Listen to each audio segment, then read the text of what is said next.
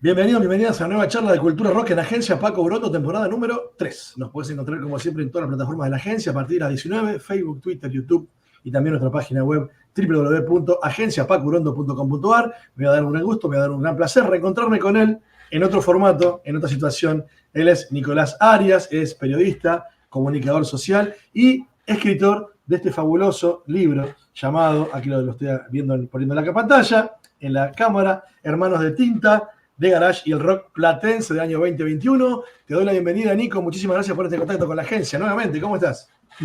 Hola Mariano, ¿cómo estás? Buenas noches. Bueno, muchas gracias antes que nada por la invitación. La verdad que siempre me has contactado y muy interesante todo tu trabajo, así que para mí es un honor tener esta posibilidad de charlar un poquito sobre este libro que tanta alegría me dio. Así que siempre me la sigue dando todavía. Dale, muchas gracias por lo que decís.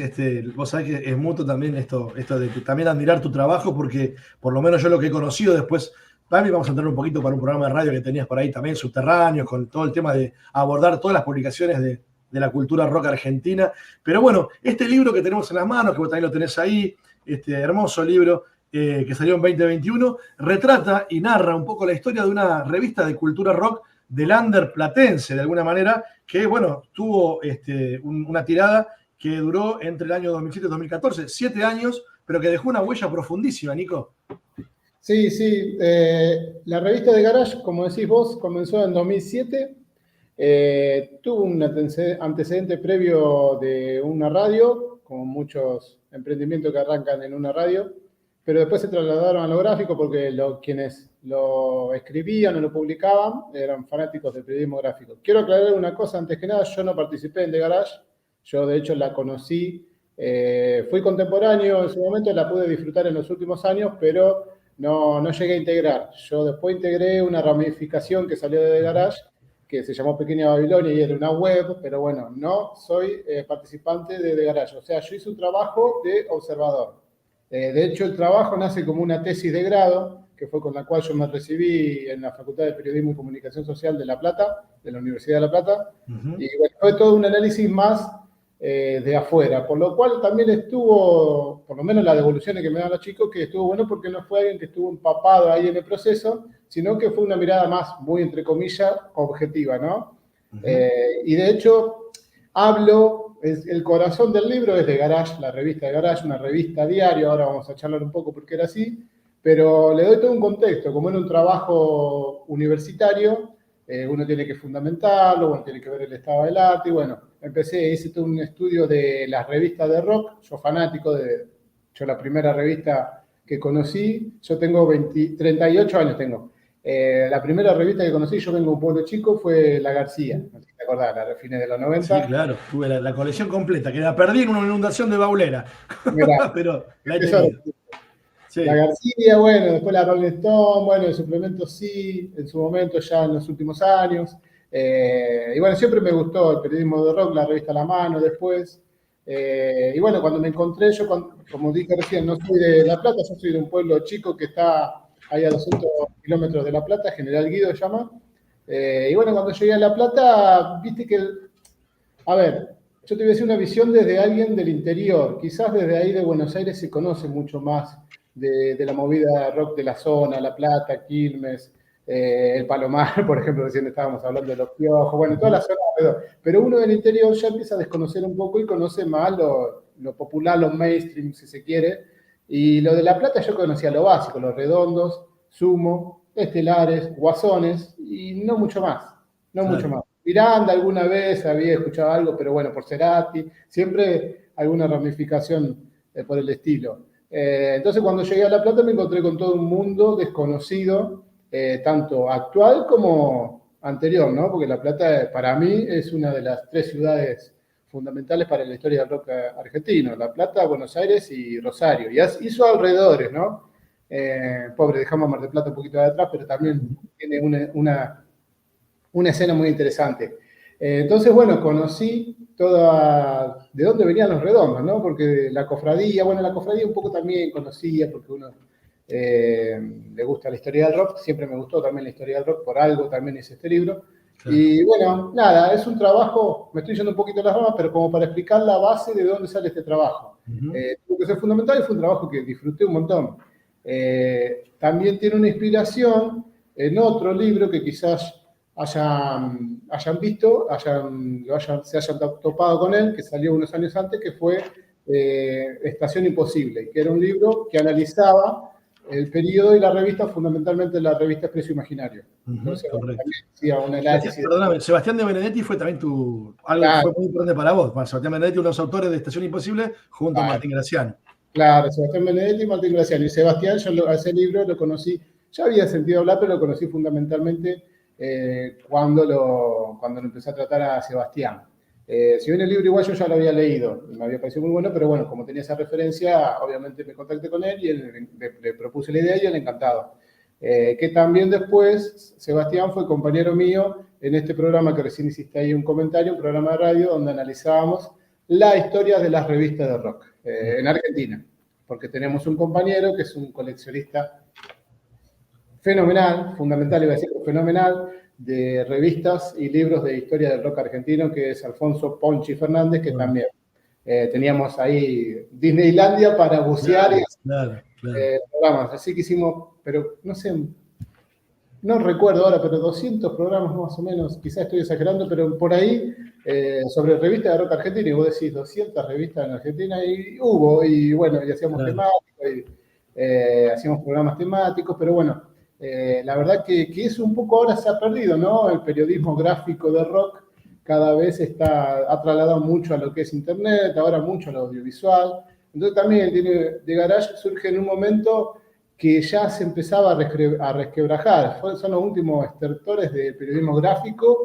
al menos a nivel así masivo, ¿no? De hecho, The Garage nace, crece y ya después muchos de los medios empezaron a pasarse a la internet, a la web. Y The Garage medio que luchaba un poco, también eran un poco románticos en ese sentido. Eran románticos del periodismo gráfico de cultura rock, porque bueno, también, pues ellos ampliaron incluso. Acá, no sé, llega a ver, pero The Garage, diario de rock, decía, la bajada. Bueno, ellos mismos después ampliaron sus horizontes. Claro. Nico, decías que fue producto de una tesis en la Facultad de Comunicación Social, por supuesto que hubo que adaptar el lenguaje, porque viste que las tesis tienen un lenguaje más académico, más tecnicista, para tratar de hacer una narrativa mucho más popular, mucho más llana, mucho más elegible para el pueblo, para la gente lega, digamos, la persona de a pie, la que le disfruta la cultura rock. ¿Fue difícil ese pase? ¿Te costó mucho? ¿Tuviste que recortar bastante de la tesis? Y sí, ese fue uno de los mayores, no sé si decir miedos, temores, pero cuidados que uno tenía, ¿no? Porque yo quería que este libro lo leyera alguien que sabe mucho de rock, alguien que esté habituado al mundo académico, pero también lo quería que lo disfrutara mi vieja, mi abuela, una tía, un amigo, que quizás no sabía nada del rock platense, pero bueno, que lo leyera y que le gustara. Y por suerte he tenido devoluciones de diversas, incluso de gente que quizás no sabía nada y que le gustó, que la trama también le fue... Traté de afilarle un poco de eso, hacerle una trama interesante, y despojarle un poco del academicismo, pero también hubo gente que estaba muy metida en el palo y que también me dio muy buenas devoluciones, así que la verdad, muy contento porque, no sé, si hubo críticas a mí no me las han hecho. Pero nada, la verdad que sí, traté obviamente de hacerlo un poco más, adaptarlo. Tuve que leer un montón, obviamente, bueno, pero es una cosa que como te decía, en este programa de radio que hacíamos, constantemente estaba leyendo, viste, formándome, entonces uno la cabeza la tenía chipeada como para más o menos adaptarla a la literatura de rock, que es dentro de esto que estamos diciendo, que el periodismo de rock gráfico se fue perdiendo, hubo paradójicamente un boom de libros de rock los últimos años. Sí, entonces, nada, como que estaba un poco chipeado en ese sentido, entonces como que creo yo que quedó lindo, o sea, amigable para la lectura. Hace poco lo repasé, imagínate que este libro, 2021, obviamente en todo proceso del libro, cuando lo terminas de hacer estás cansado, no querés saber nada del libro, te querés explicar, entonces le di un descanso y ahora hace poquito lo retomé y sigue conservando, obviamente que uno es el autocrítico número 1 y le cambiaría varias cosas, pero sigue teniendo una lectura dinámica con el paso del tiempo. Una revista de garage también que tenía unos componentes muy interesantes que es para mencionar y para desarrollar un poco. Esta es la pregunta que te voy a hacer ahora, Nico, o de una reflexión que te voy a pedir, sí, más que una pregunta. Es que era una revista, distribución gratuita, pero que tenía una enorme calidad, porque digo, viste que a veces, digo, una cosa no va de la mano tan de la otra, pero en este caso sí, uno podría decir que una revista que está de la distribución gratuita, insisto de vuelta, tenía una gran calidad gráfica, una gran cantidad de las personas que escribían, las plumas, los temas que abordaba, cómo de alguna manera mostraba la historia de ese rock platense tan rico desde ayer hasta nuestros días, ¿no? Sí, sí, eso fundamentalmente ellos eran gratis, o sea, no se abonaba un centavo por el diario de rock que se distribuía, bueno, nada, en puestos de diarios, en casa de música, en disquerías, en radios universitarias, en, bueno, todos lugares donde podría haber posible interesado en The Garage, en el The Garage estaba. Pero no se vendía. ¿Por qué? Porque ellos tenían esa filosofía de si vamos a difundir un rock o valorar un rock, porque también eso pasa, o pasaba en su momento, que muchas veces la autocrítica, o sea, La Plata creció a la sombra de Buenos Aires, entonces muchas veces eso lleva a una autoestima baja o a querer irte enseguida a pegarla en Buenos Aires. Dios atiende en Buenos Aires, dice un dicho muy famoso, entonces, bueno, quizás, nada, como que no había esa... Si bien había alguna gente, por ejemplo, Mr. América, con Gustavo Astarita, él es fundamentalista de La Plata y para él La Plata se tiene que separar, de hecho así lo empecé al libro, le dice él, La Plata se tiene que separar, tiene que ser un principado y desarrollar su propia cultura separatista, ya es casi él. Separatista, claro. Pero es casi una excepción. Si ponemos los casos más famosos del rock de La Plata, se fueron a Buenos Aires y desde allí triunfaron Los Redondos y Virus. Claro. Bueno, Estelares es una banda que en realidad tiene raíces en Junín, pero bueno, también se desarrollaron en La Plata. Pero un poco esta dinámica también, ellos eran de Junín, pero se desarrollaron en La Plata. Es como que esa dinámica pasa mucho. En cambio, The Garage surge también en un momento de mucha efervescencia del rock en La Plata y de que mucho del periodismo, de los medios que cubrían el rock, empezaron a poner el foco en La Plata. ¿Por qué? Bueno, es una de las teorías que hay acá, pero bueno, trato de fundamentarla. Obviamente después de Cromañón, el rock quedó muy vapuleado, entonces, bueno, como que se empezaron a ver otras escenas, que también, obviamente, en La Plata también estaba todo el problema de los locales que no podían abrir, o que clausuraban, pero bueno, surgió un circuito ahí con El Mató, 107 Faunos, bueno, Norma, Monstruo, todas bandas que proponían algo, no sé si decir nuevo, diferente, pero bueno, era algo que empezó a interesar. Una mirada que tampoco era una mirada uniforme, te digo, El Mató es una banda indie con, no sé, con toques de crowd rock. Te digo, Monstruo, el Monstruo es súper clásico, es como escuchar a una mezcla. Mi definición es como papo con funk, es una cosa así.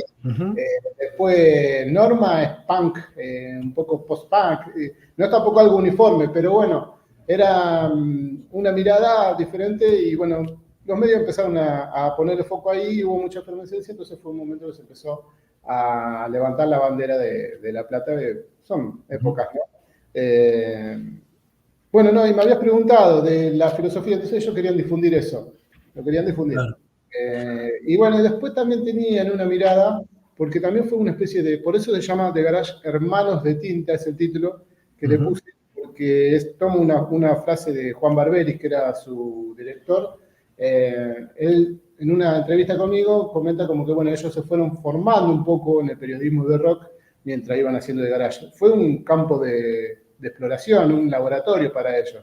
Entonces, ahí ellos hacían, se confundían, rehacían, eran críticos entre ellos, entonces también como que fueron, por esto de la calidad, ¿no? Que estamos diciendo, ellos eran muy autocríticos también en ese sentido, y si tenían que criticarse, lo hacían, siempre obviamente con respeto, no terminaron super peleados tampoco, no, en ese sentido no, pero bueno, eran muy conscientes de la profesionalidad, obviamente tenían modelos, por ejemplo, ellos eran grandes herederos, conocían toda la historia del Expreso Imaginario, no sé, por poner un ejemplo, Claudio Kleiman o People on Nude, o Alfredo Rosso, eran todos ejemplos para ellos. Bueno, y en La Plata también tenían, por ejemplo, hay que nombrar, siempre lo nombramos a Oscar Jalil, que es también Angelí, claro. de los grandes difusores del rock de la Plata. Entonces, bueno, tenían algunos faros en los cuales espejarse y mirarse, no sé, hasta incluso en algún momento hacían notas súper extensas porque ellos un poco estaban esperando imitar un poco a Hunter Thompson y todo El periodismo Gonzo. Claro, el periodismo Gonzo. Entonces, bueno, después se criticaban ellos mismos, pero bueno. Claro. Nada, y no querían tampoco, que esto también es muy interesante, no querían tampoco hacer ese periodismo complaciente, ¿no? Uh-huh. Llevó problemas también porque en La Plata es una ciudad grande, pero relativamente chica en comparación a otra, entonces se conocen todos, entonces si haces una crítica, ahí te van a venir pero bueno, nada, era su mirada y ellos siempre dijeron, bueno, esta es nuestra mirada y nada, tampoco era que salían a bardear por bardear, ¿no? Siempre que hacían una crítica trataban de fundamentarla. Claro. Decíamos que bueno, que la punta de lanza y el fuerte, un poco el corazón de la publicación tiene que ver con ese movimiento indie que aparece post-Cromañón, cuando se cierra la noche y las bandas tienen que empezar a rebuscársela de otra forma para encontrar la manera de tocar. Y coincide que el Matón Policía Motorizado fue la punta de lanza de todo eso, de esa nueva renovación y esa nueva etapa para el rock platense, como antes, como hablamos, ¿no? Desde Diplodocus, Red and Brown, La Cofradía y Los Redondos, Virus en los 80, Estelares un poco después, y él mató como la nave insignia de la nueva etapa del rock platense. Sí, sin duda, sin duda. El Mató, de hecho, hoy en día es la banda más conocida. Estelares también, nunca me quiero olvidar de Estelares, porque Estelares también la pegó mucho, pero era otra, ya venían de otra generación, ellos venían de los 90, ya del Mató fueron nuevitos ahí en los 2000, primeros 2000. Entonces es como que queda la nave insignia del Mató, pero bueno, sí, de esa movida sí. Antes había antecedentes también, Peligroso Gorriones, no me quiero olvidar también de nombrarlos, pero sí, de esa movida cuando sale de Garage, 2007, sí. El Mató es la banda que ellos difundieron en su principio, entre otras, ¿no? De hecho, de Garage, El Mató está ya en el primer año, no sé si en el número 7, no recuerdo, tengo ahí todos en el libro, pero bueno. Pero sí, sin duda, y hoy lo vemos, El Mató toca en todos lados, que ya en esa época también ya había empezado a tocar en España y Latinoamérica, pero hoy es una banda ultra consagrada. Uh-huh. Así que sí, sin duda es la nave insignia de toda esa movida. Hay también dos notas a un personaje de los grandes del rock argentino, justamente hablando de Redondo. Hay dos notas a Sky, ¿no? Sí. En la revista. Alguien, por supuesto, no es fácil de entrevistar, pero de alguna manera también hay como una toma de posición, porque también hablamos al comienzo en eso, Nicolás, que la forma de trabajar, la forma como fue concebida, tiene mucho que ver con ese espíritu comunitario y autogestivo que propusieron los Redondos y que trajeron a la escena del rock argentino. Y las dos notas con Sky creo que son un poco también, no simbolizar un poco eso. Sí. De hecho, fue como la frutilla del postre y el último número, el número 79, que salió en diciembre de 2014, es con Sky. Es simbólico, no fue elegido a propósito. Ellos paraban en diciembre y después volvían en marzo. Esa era la dinámica. En el verano no publicaban porque, bueno, La Plata, ciudad de estudiantes y como que se pincha todo en el verano, o en esos 2 meses, pero después volvían. Y la idea era volver en 2015, pero bueno, ya consideraron que había terminado el ciclo. Pero bueno, la última fue de Garage y fue simbólico un poco también de la movida. No fue el Mató, por poner un ejemplo, fue Sky. Sí, a Sky lo entrevistaron 2 veces y sí, sin duda un ejemplo de esto que decís, de la autogestión. Ellos eran el hazlo tú mismo, ¿no? Entonces, sí, a Sky lo tuvieron 2 veces, después tuvieron una entrevista. No fue una entrevista, fue un especial, porque bueno, lamentablemente ya había fallecido, pero de Pinchevsky también, hicieron un especial de Pinchevsky, después también, porque eso, hablamos del indie porque era lo que quizás más estaba en boga en esa época, pero también tiene etapas de lo más diversas, incluso algunas explorando la historia del rock de La Plata o de la cultura de La Plata. De hecho, hay una nota especial, una etapa de El Gordo Alorza, de La Guardia Hereje, que La Guardia Hereje es una agrupación relacionada con el tango y con los ritmos rioplatenses, que también ya no está más el Gordo Alorza hace años y fue un especial sobre el Gordo Alorza, no fue una entrevista. Pero bueno, también después estoy tratando de hacer memoria, en su momento también, Embajada Boliviana, la primera vez que la entrevistaron todavía no había vuelto, o sea, y medio que Embajada Boliviana se entera de la relevancia que tenían en la gente, en los fans, un poco por De Garage, porque De Garage le dice, no, pero ustedes siguen sonando, Santiago Motorizado siempre lo cita de referencia, y fue como una chispa que prendió ahí, después volvieron a Embajada Boliviana, Sí. que es una banda que también venía de la década del 90, entrevistaron, bueno, a Bochatón, de los Peligrosos Gorriones, bueno, los Estelares también, los Estelares en conjunto, Moretti también. Así que sí, también hacían algunas revisiones. Hicieron un especial sobre Virus también, sobre el primer disco de Virus, Wadu Wadu. Obviamente investigaciones muy profundas, muy sesudas. Así que sí, también obviamente abarcaban otras movidas. Después también... Bueno, sí, perdón. No, dale, completa, Nico. Como para completar de estas miradas que tenían también, porque muchas veces, y esto lo hemos visto, y vuelvo a Cromañón, que Cromañón fue también un poco un golpe muy fuerte, ahora que justo estamos hablando de si vuelven o no vuelven los Piojos, o todo este problema que hubo con el bajista del rock barrial, ¿no? Y Cromañón fue un golpe al rock barrial, y el rock barrial en La Plata también existió y tiene su movida interesante, pero... muchas veces se peleó con el indie, y De Garage muchas veces, no digo que jugó a favor del indie, pero era lo que ponía porque lo consideraba más original, pero no por eso dejaba más original en el sentido de que quizás en otras ciudades no había, y rock barrial había, tanto en Buenos Aires como, bueno, en La Plata, entonces, como se peleó muchas veces o tuvo muchas críticas, me acuerdo en La Caverna, una banda que los criticaba, La Caverna con uno de los nietos de Carlotto, si no me equivoco. Sí, Juan y Falcone. Claro, Falcone, después, pero bueno, fueron tapas, después ellos recogieron el guante esa crítica y dijeron, bueno, vení, vamos a hacerte una entrevista y vamos a charlar a ver qué tienen para aportar ustedes, y lo hicieron tapa, ¿viste? Y una nota zarpada, tío. Después tuvieron, bueno, no se pelearon con Don Lufardo, una banda que desde el principio ellos revalidaron, que de hecho Don Lufardo ya venía de antes de Garage, pero ellos siempre lo revalidaron desde entrada, en ese sentido. Por eso muchas veces la crítica se daba porque quizá le da preeminencia a cierta movida, pero no era que dejaban de lado a toda la movida, no. Si era destacable, si ellos veían que esa banda estaba en un momento interesante, le daban la jerarquía que tenían, y esto que digo, le daban la tapa, que muchas veces eso pasa. La Rolling Stone muchas veces vemos las tapas.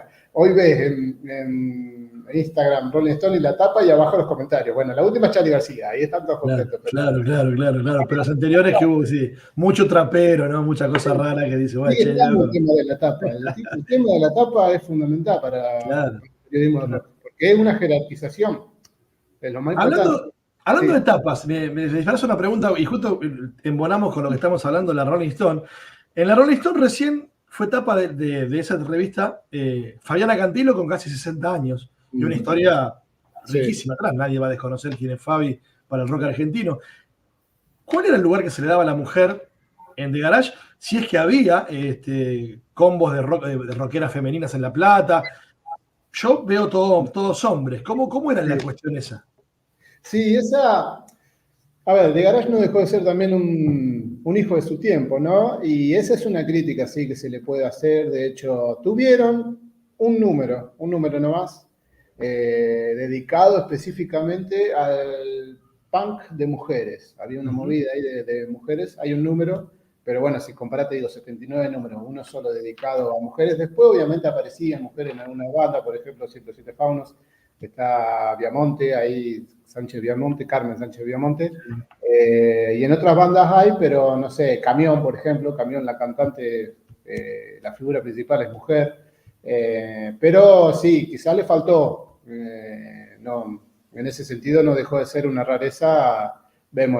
Analicemos la historia de cualquier revista del rock de Argentina y las mujeres son más menos. Claro.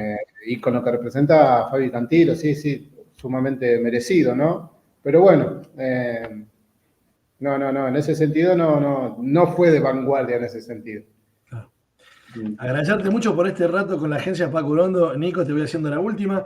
¿Qué crees que de alguna manera dejó en la escena y en la memoria del público rocker platense, en los músicos, esta publicación que, como dijimos, duró 7 años, que fue de distribución gratuita, de alta calidad, que reflejó como nadie la escena rockera platense, el fenómeno indie, también dándole mucha bolilla a la historia, porque como contábamos, 2 notas con el Flaco Sky, un número especial para Jorge Pincheski. También digo, hay notas a Rocambole, a Cubero Díaz, la Cofradía de la Flor Solar.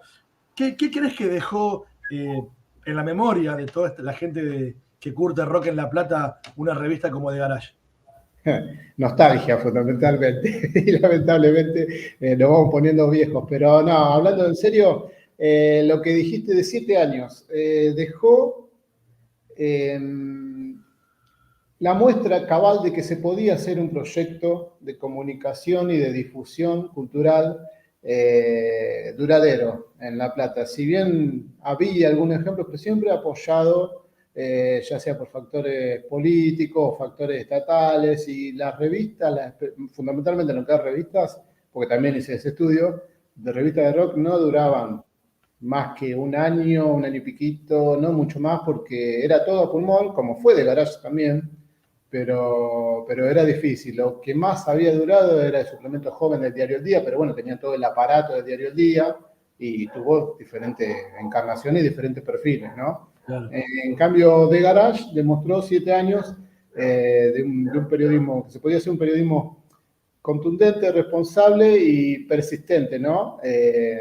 Y siempre tratando de conservar la calidad. De hecho, un poco cuando dejan un poco entre muchos factores. Primero porque, bueno, fue su escuela y después de a poco empezaron a ramificarse, empezaron a escribir en grandes medios y demás cuestiones. Y bueno, empezaron a crecer, empezaron a tener familia. Claro. Dejó de ser también una escuela. Periodos que se cortaban, pero también lo dejaron en un momento con una vara muy alta. Yo tenía miedo de dejarlo cuando ya la vara se baja, que puede pasar, en muchos medios ha pasado. Entonces también lo dejaron allá alto. Y bueno, y demostrar, y paralelamente, que no digo que por The Garage, también fue un espíritu de la época, ¿no? Pero se desarrollaron diferentes movidas más consistentes. En La Plata, determinados festivales, determinadas, no sé, radios que tuvieron más contundencia. Bueno, todo fue parte del espíritu, pero The Garage fue una parte muy importante de demostrar que se podía. Entonces, creo que el legado que dejó fue ese, que se puede. Después, lamentablemente, en periodismo de gráfico, de cultura rock o cultura joven, digamos, después de Garage no hubo algo tan consistente. Hubo algunas experiencias, pero no todo se ha ido muy a lo que es internet, y ahí entremos redes sociales, páginas web, videos, canales de YouTube, todo muy... Que eso también te dispersa, también un poco el signo de los tiempos, ¿no? Muchas veces te dispersa y bueno, hoy este año quiero hacer esto, el año que viene quiero hacer lo otro, me voy... No lo digo como crítica, qué sé yo, son las formas de llevarlo. Pero sí, para mí fundamentalmente dejaron eso que se podía hacer cuando obviamente están en las condiciones dadas, y fundamentalmente la ganan. Los chicos, fue una gran experiencia, pero también fue un gran desgaste. Claro.